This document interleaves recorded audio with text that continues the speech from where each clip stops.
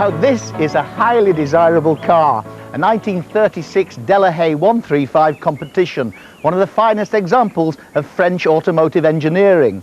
But in fact it's quite mundane compared to this bit of French automotive ingenuity. What on earth is this, Roger? 1921 propeller-driven Leyat. Good Lord, what was the story behind these type of cars? Well, I think the man who designed it or invented it was a propeller maker during the First World War, and I think he thought it would be a good idea to make a car that was actually driven by a propeller, because it actually hasn't got a transmission or a gearbox or anything like that, so it's pretty straightforward.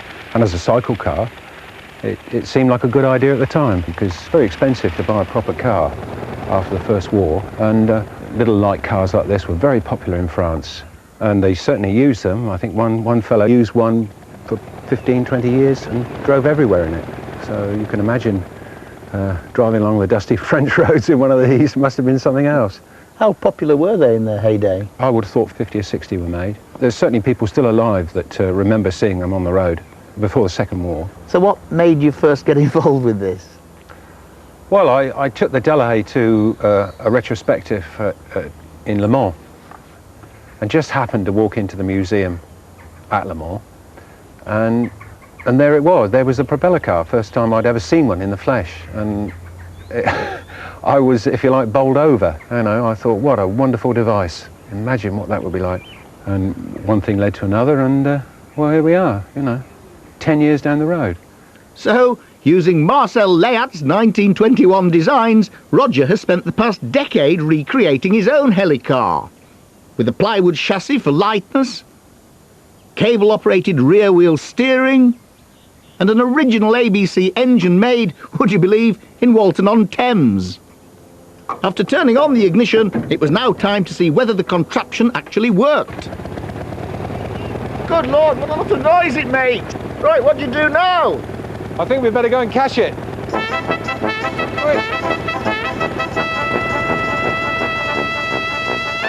Right, I've got the gear on, I'm ready for action. No, you don't need that. Throw that away. That's it. Oh. That's it. In you get. Ever so simple. I'll never get in. Oh yes, we're in. Don't need that. Now then, what's it all for? Well, there's the ignition on your left. Yeah. That's the accelerator. Yeah. There are the brakes. Yeah. That's a handbrake. And what's that for? That's the petrol. Oh, we'll need that. So right. when you get the revs up, handbrake off and off you go. Best of luck. All right, thank you.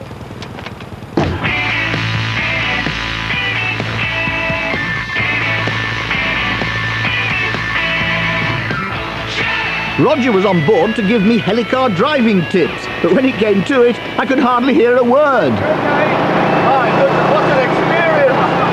This is the steering is so direct. The right foot brake, first confusion. Don't worry about the brakes. I'm worried about the brakes. We're coming down to a bend. With the wind in your hair of 1,000 races. Climb on back and we'll go for a ride in the sky. After a bit, I got the hang of it and got up to a frightening 40 miles an hour. In actual fact, we frequently did 75 miles an hour in their prime in the 20s. That must have been a petrifying experience, and I was pleased that Rogers wasn't quite that powerful, and thanking my lucky stars that there was no other traffic on the road. Apparently there's another helicar in France, and Roger's ambition is to take his there to race it along the Champs-Élysées in Paris. I just hope he doesn't ask me to go with him.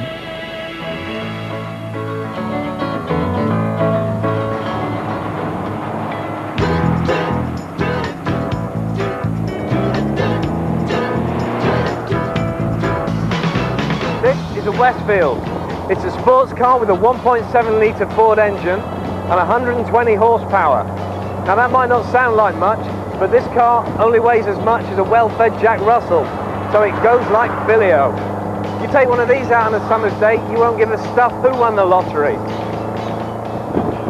Now you can buy one like this off the shelf for 10 grand, or you can get hold of all the parts and build it yourself. Okay, your wife might leave you, but you will save £1.5 grand if you take the DIY method. The question is, just how easy is it to take all these parts, put them together and end up with something that looks like a car and not a washing machine? There's only one way to find out, so we borrowed 4 Westfield kits and some garage space from Brands Hatch.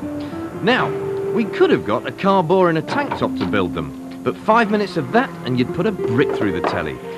So, we gathered together 3 crack teams of motoring experts and the cream of Top Gear, who, the night before, were deep in conference. Not now! And here we are at sunny Brands Hatch, and this is the game show called Build Your Own Westfield and Drive it for a lap round Brands Hatch. And let's meet the teams. First, the engineering boffins from Imperial College London, horsewhipped out of the bar especially for the day. The Eggheads are joined by Supreme Autos, direct from under the arches in King's Cross, London. And the crafty Cockneys look relaxed, unlike the hot favourites, the Ford touring car mechanics. And finally, Top Gear. Oh, well, Michelle Newman anyway. At last, the teams are ready. Has any event at Brands ever surpassed this? Yeah, most days I think. Bang.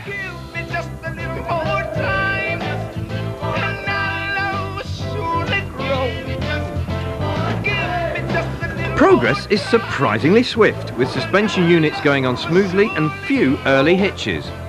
Except for Top Gear, who were, let's say, handicapped by a mechanical simpleton. Oh no, not him as well. This is soft. Hey, I know what I'm doing. So this upper wishbone here, this means we start again. You give interesting hands. Get your hair cut. Where's your pen knife? Can you throw that knife over? Morning, this is Chris Smith, who owns Westfield, builds the damn things, sells them. But not today, he's watching 4 of his children being born today. And half an hour's gone. Chris, tell us what's happening. Give us an update. Like I said, they're all progressing extremely well. Most of them have followed the instructions, not all of them. Most. Few mistakes, but nothing crucial. Probably the worst retrograde mistake has been done by Top Gear. Yeah? But that's been rectified now. What did they do? They put a wishbone on in the wrong direction behind the shock absorber. But no sooner had Chris finished his roundup than the well-oiled Ford team had the engine slotted in and the suspension and brakes fitted and fettled. After just 1 hour, Imperial College, the Arches boys and, of course, Ford have got the engines in, along with the suspension and drive shafts. And Top Gear, well... Look, Jeremy's going to put the engine in. Watch this. It's too low. Oh, no, stop, don't put your weight up the edge. What's all this for? Just never you mind. See my hat to annoy. Clearly, Jeremy has never troubled his bookshelf with a Haynes manual. But how easy is it for a dimwit to build his own car? If you are sensible, follow the instructions that we put forward and rely on us to help if you require any help. We have a technical hotline during all opening hours.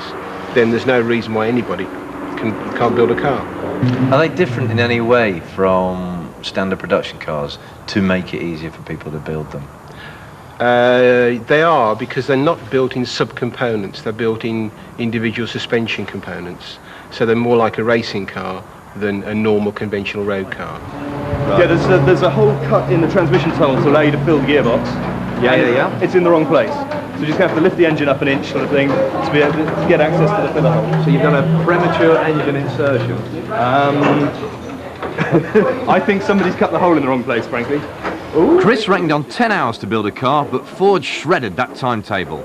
We're talking showing off here. 54 minutes in, and they've already got all the coloured bits on the car. They've got the engine in, he's putting the dashboardy bit on, and everybody else has still got a skeleton. Time for some Dick Dastardly behaviour to even things up. Hello, 20 quid and a novel Ford.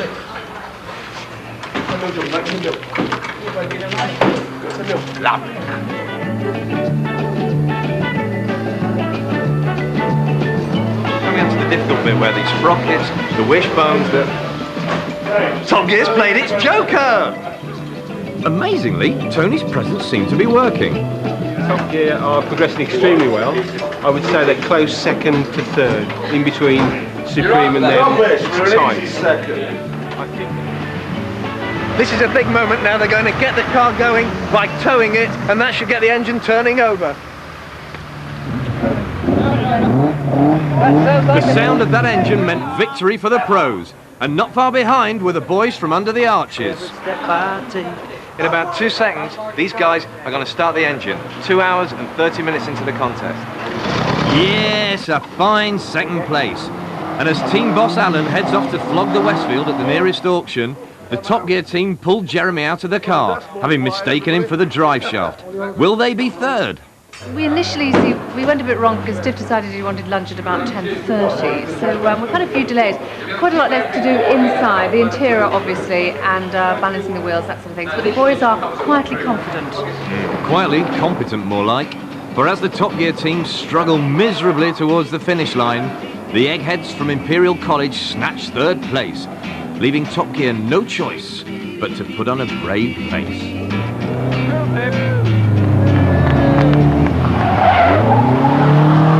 Just running it in. Yes, very good, Tiff, very clever. But I think I'd rather be driving home in that one.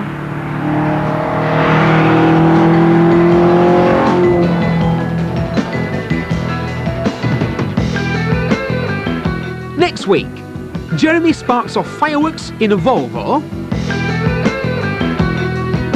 I get to play with some seriously interesting toys.